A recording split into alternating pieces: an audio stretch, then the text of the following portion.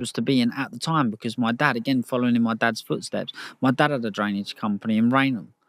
As a matter of fact, it's still going to this day, owned by his business partner's or ex-business partner's wife, called Southern Drains Limited. And I have a company, or had a company called Blockbuster Drains. I tried it, and I didn't. It wasn't the most. I wasn't the most successful at it, and it was a very hard job. Mm-hmm.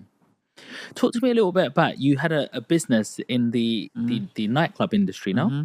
Talk to us a little bit more about that. How did you start that up? I used to do travellers events and travellers parties, and the door again. We see the opportunity that the money wasn't where at the door, which was all I was getting. The money was at the bar, and I wasn't getting no share of the bar, so I had to go and find a venue that I could purchase and I could run my own nights from.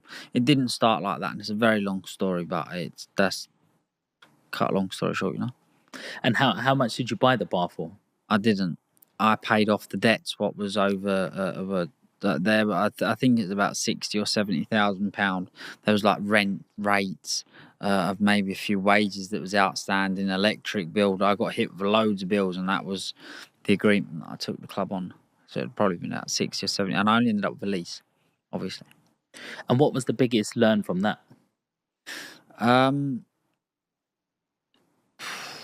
Again, when I bought it, I expected to just open the doors and people was going to come flooding in. They didn't. I was stood there for 2 or 3 weeks, probably by myself, because I wanted to make it a non-travellers venue. Okay. And like, what stopped you from doing that business going forward? It just wasn't for me. You know, late nights, not what an entrepreneur's made out of. Like, you know, it's a very good job, and there's people that can make it successful. It just wasn't for me. I wasn't compatible with that industry or that life. The nightlife industry, restaurants, hospitality is not. Just I wasn't the best at it. It wasn't very good. I made it successful. I made it propitious. I earned money. It was a profitable venture. However, did I enjoy it the most? No. You know, I'm out. My weekends was dedicated to there every single weekend. You know, as much as I want to go and earn money and be successful at whatever I'm doing, at the same time, I do want to live my life. And out of all of these businesses that you've done, what's attracting you the most to go in which path? What do you mean? Sorry, say that again. So you've been, you know, you've bought and sold stuff. You've, you know, towels and stuff. You've gone in the bar industry. You're dabbling already in, you know, the park industry in terms of, you know, I've got my foot well in the door. Yeah. So is that where you want to channel your energy more? Property in general. It's not that I want to channel my energy there. I'll always be looking to earn and save money at whatever venture that I physically and legally can. And the money that I earn, I will save up and I will put into property. And the reason I want to put it into property is because I want to leave it, hopefully I have children and I will leave it to them. And hopefully they can go on and you know, add to it. If they want to go through it and they want to blow all of it, then that's completely up to them. But I'm quite sure if the work ethic is bred into my son that's been bred into me, I know that won't be the case. You know, I live a good life. I enjoy myself and I deserve to. And I believe that the position that I'm in helps my business. You know, everything that I do, I always have my business or making money in mind in the back of my head. People have a vision of what a billionaire life is. They have this, you know, sort of thinking like, hey, I might have 200,000. I bought a house. Okay, millionaire is a big status, but billionaire is all the way up there. What is the life of a billionaire actually like on a day to day? And first of all, I'm not a billionaire. Like I'd say, I'm a millionaire in my own right. But my days, again, some I enjoy, some are not so good. Some I play golf, some I haven't planned to play golf, and then I have to drop everything that I'm doing to head into work or head to a meeting.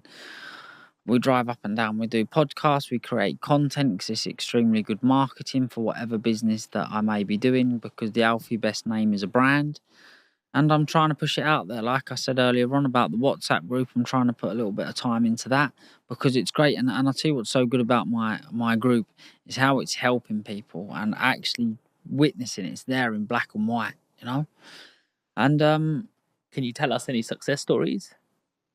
any success stories? Yeah, I can tell you a couple of success stories. We have a right. How long have you got? Right. Let me give you a couple of success stories. Right. So there was a young guy that joined the group the other day looking to set up a company. Right. And this is a very simple and straightforward one. Looking to set up a company, didn't even know where to start. I said, join the Alfie Best Junior WhatsApp community. I said, this will do well. Within a day, he had his company name set up. He had his website ready to be ready to go live. It would take a week or 2 weeks, which is live now. I can show you if you like. And managed to find himself a supplier, all in the Alfie Best WhatsApp group. He made a business from within the WhatsApp group. Now, that was just a young kid. A lot of them are already very well established.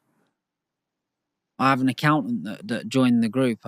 Every time I look in there, somebody's bigging him up. Thank you to such and such accountants. Not to disclose any names on the podcast. I don't know if they'd want me to, but to be honest with you, he probably would.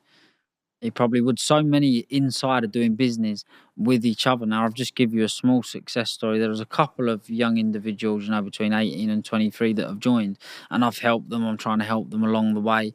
There's so many people out there that, again, they wouldn't know the first thing about crypto. They've put their money into crypto of the advice of what somebody's told them. We all woke up the next morning, sure as God made little apples, it had done what he'd said.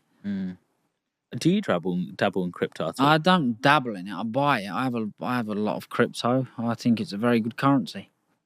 Do you think it's going to be something that takes over in the future? I don't know. I'm willing to take that chance, though. And what percentage do you put into it out of what you earn? I do social media adverts, or if I'm on a podcast that someone wants to pay me in crypto, I take like that, and then it just has built up over time, and I've just left it in there. Wouldn't necessarily earn money and then go and put it into crypto. It's just because I'm a very diverse person, and I'll take whatever currency you want to pay me. Is there anything else that you're investing in? Not at the moment, to be honest with you. I don't believe in investing in businesses because a lot of people invest in a business thinking that they're going to put their money into it and then it's going to pay them. Well, it doesn't work like that. You invest your money into it and then you've got yourself a full-time job. And sometimes you might not earn money still after that. So property is what I like to do because you can make money from it from all angles. Any stocks and shares? I don't really understand it. Okay. Is there anything that you would want to learn more about? Sorry? Is there anything else that you would want to learn more about, like another industry that you think that could make me a better money? There's loads, but you have to, jack of all trades, master of none. You need to be smart, sensible.